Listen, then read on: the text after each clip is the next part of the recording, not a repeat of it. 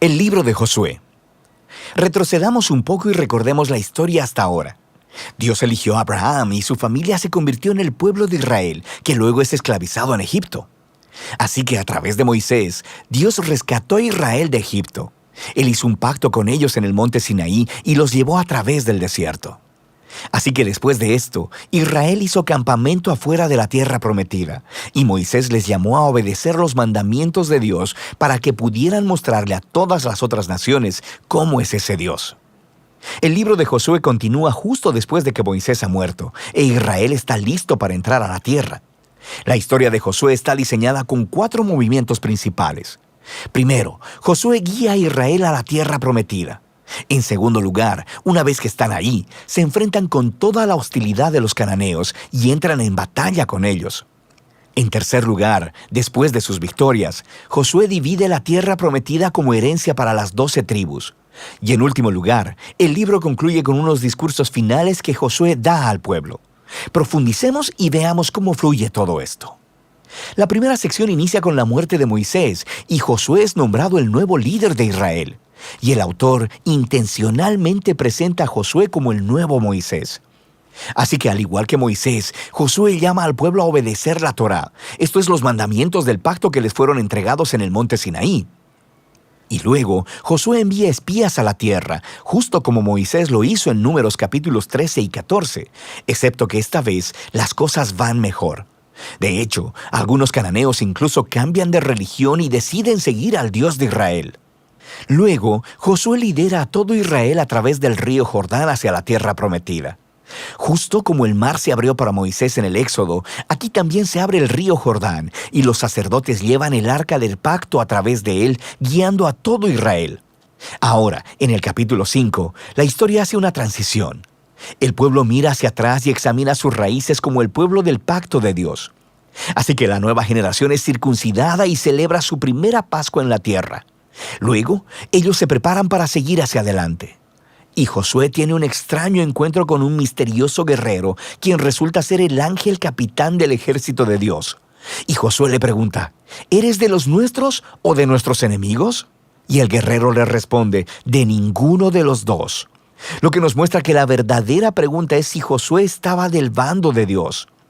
Esto deja claro que esta historia no se trata de Israel contra los cananeos.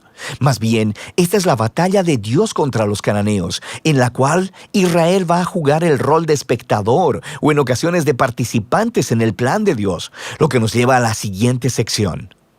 Encontramos historias acerca de todos estos conflictos que Israel tuvo con diferentes grupos cananeos, y la primera parte cuenta en detalle la historia de 2 batallas. Y esto es seguido por una serie de historias cortas que condensan en breves resúmenes años de batallas. Entonces, las primeras 2 batallas son contra Jericó y contra Ai, y estas ofrecen una imagen contrastando la fidelidad de Dios contra el fracaso de Israel. En Jericó, Israel debe tener un enfoque completamente pasivo.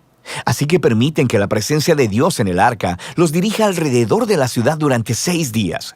Y justo como Rahab se volvió al Dios de Israel, tal vez el pueblo de Jericó haría lo mismo, pero no lo hacen. Así que en el 7º día, los sacerdotes tocan las trompetas y los muros caen, produciendo la victoria de Israel. El punto de la historia es que Dios es quien librará a su pueblo. Israel solo necesita confiar y esperar. Ahora, en la siguiente historia de la batalla en Ai, se señala el punto opuesto. Hay un israelita llamado Acán, y él roba de Jericó algunos de los objetos preciosos que solo le pertenecen a Dios, y también miente sobre ello. Esto es algo bastante absurdo después de lo que Dios acaba de hacer por Israel. Así que Israel empieza su batalla con la ciudad de Ai y son completamente derrotados. E Israel obtiene la victoria solo después de arrepentirse con humildad y de lidiar severamente con el pecado de Acán. De manera que estas 2 historias son colocadas juntas para señalar un punto importante. Si Israel va a heredar la tierra, deben ser obedientes y confiar en los mandamientos de Dios. Ellos no recibirán un trato especial. La segunda parte de esta sección comienza con los Gabaonitas, un pueblo cananeo. Y ellos hacen justo lo que Rahab hizo, volverse al Dios de Israel y hacer paz con Israel. Esto contrasta con los otros reyes cananeos, quienes empiezan a hacer alianzas y coaliciones porque quieren destruir a Israel. Así que Israel lucha contra ellos y los vence aplastantemente. De manera que toda esta sección termina con una lista que resume todas las victorias de Moisés y de Josué. Ahora, detengámonos un momento, porque es probable que te molesten estas historias y la violencia que ellas contienen. Y si eres seguidor de Jesús, no podrás evitar preguntarte, ¿no dijo Jesús que amarás a tus enemigos?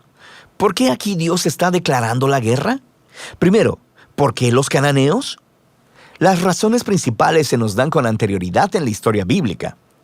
Porque la cultura de los cananeos se había vuelto moralmente corrupta en extremo, especialmente con respecto al sexo. Mira Levítico capítulo 18. Además, también practicaban ampliamente el sacrificio de niños. Mira Deuteronomio capítulo 12. Dios no quería que estas prácticas influenciaran a Israel, así que los cananeos debían ser destruidos, lo cual genera una segunda pregunta. ¿Ordenó Dios realmente la destrucción de todos los cananeos, algo así como un genocidio? A primera vista, esa es la impresión por las frases utilizadas en estas historias.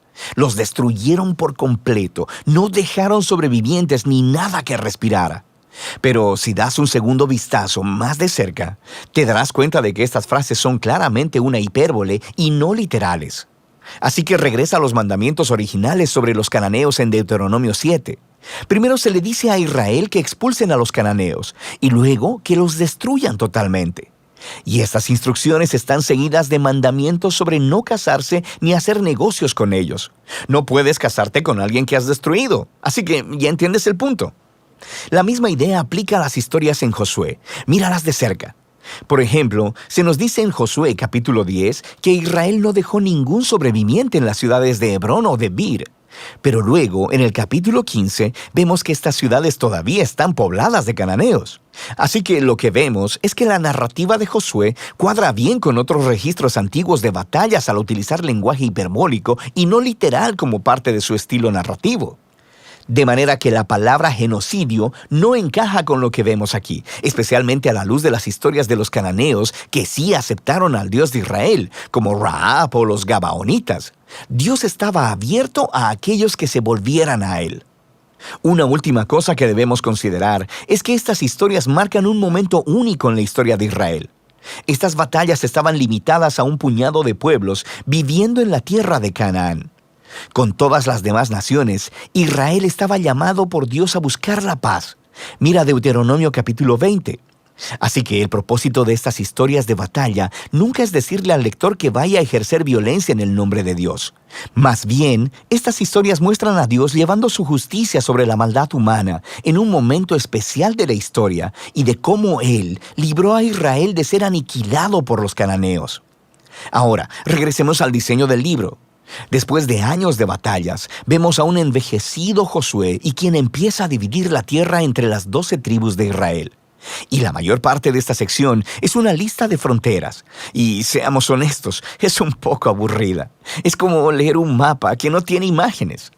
Pero para los israelitas, estas listas eran muy importantes. Este era el cumplimiento de las antiguas promesas de Dios a Abraham, de que sus descendientes heredarían la tierra prometida. Así que ahora todo estaba sucediendo hasta el mínimo detalle, lo que nos lleva a la sección final. Josué da 2 discursos al pueblo. Son muy similares a los discursos finales de Moisés en Deuteronomio. Josué les recuerda sobre la generosidad de Dios, cómo Él los trajo a la tierra prometida y los rescató de los cananeos.